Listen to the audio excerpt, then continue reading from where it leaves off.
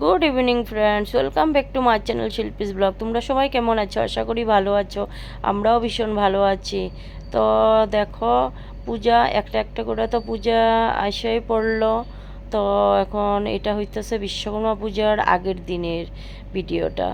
তো আগের দিন তো কত কাজকর্ম থাকে, এই যে দেখো দোকানের সব মালপত্র বাইরে বাইর করা হইলো। বাইর করে তারপরে এগুলি সব কিছু পরিষ্কার করা হইতেছিল। তো একটা একটা করে সব কিছু বাইর করে নিল বাইরে। তো বাইর করে পরিষ্কার করতেছে। এরপর দোকান পরিষ্কার করার পর এরপর পাল্লা পড়লো গাড়িগুলি ধোয়ার। তো এটা হইছে প্রেশার মেশিন। তো এটা দিয়া মানে ধুইতে খুব ইজি হয়। গাড়িগুলি এগুলি সবগুলি যতগুলি গাড়ি ধোয়া হইতেছে সবগুলি আমরারই নিজেরই। তো একটা একটা করে দুটা বাইকেই ধুয়ে নিল, দুটা বাইকও তোমার দাদা ভাইয়ের। তো মানে যদি সার্ভিসিং সেন্টার নেওয়া হইতো তাহলে তো অনেক টাকা লাগতো না এতগুলি গাড়ি ধুইতে। তো যাই হোক, এই যে দেখো টমটমগুলিও ধোয়া হইতেছে। ড্রাইভাররা মানে বিকালেই দিয়া গেল টমটমগুলি, এগুলি ভাড়া দেয় আর কি। ড্রাইভার আছে, ড্রাইভারে চলায়। তো দুটা টমটমই মানে এই যে সুন্দর করে পরিষ্কার করে ধোয়াটা হইতেছে, আর আমি দাঁড়ায় দাঁড়ায় দেখতেছি। ভালো লাগতেছিল ওই দিন মানে সন্ধ্যার সময় ওই টাইমটা অনেক ভালো লাগতেছিল। খুব একটা ফুর্তি ফুর্তি ভাব, মানে সব গাড়ি গুড়ি একলগে সব ধোয়া হইতাছে। তো মানে আমি এগুলি দেখতেছি, খুব ভালো লাগতেছিল। যাই হোক, কিছু একটা পূজা করলে তো কাজকর্ম তো থাকেই, তাই না?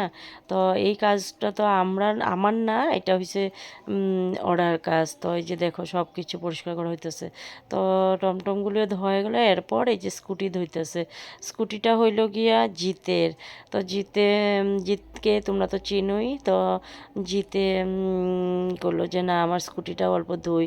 তো ওর কাকু এই যে সুন্দর করে ধুয়ে দিতেছে। তো সব কিছু মানে ধোয়া টোয়া হইতেছে একদম এই মেশিনটা দিয়ে না, একদম ভালো করে মানে ইজিভাবে ধোয়া হয়ে যায় গিয়া। একটা বালতিতে বা গামলাতে অল্প জল নিলে হয়। আর তারপর মেশিনটা দিয়ে এটা ইলেকট্রিকের দরকার হয়। মানে ইলেকট্রিক লাগে আর কি। কারেন্ট না থাকলে আবার এটা ধোয়া হইব না, এই মেশিনটা চলবো না আর কি। তো যাই হোক, তো সবের লাস্টে যে আমগো গাড়িটাও ধোয়া হইতাছে।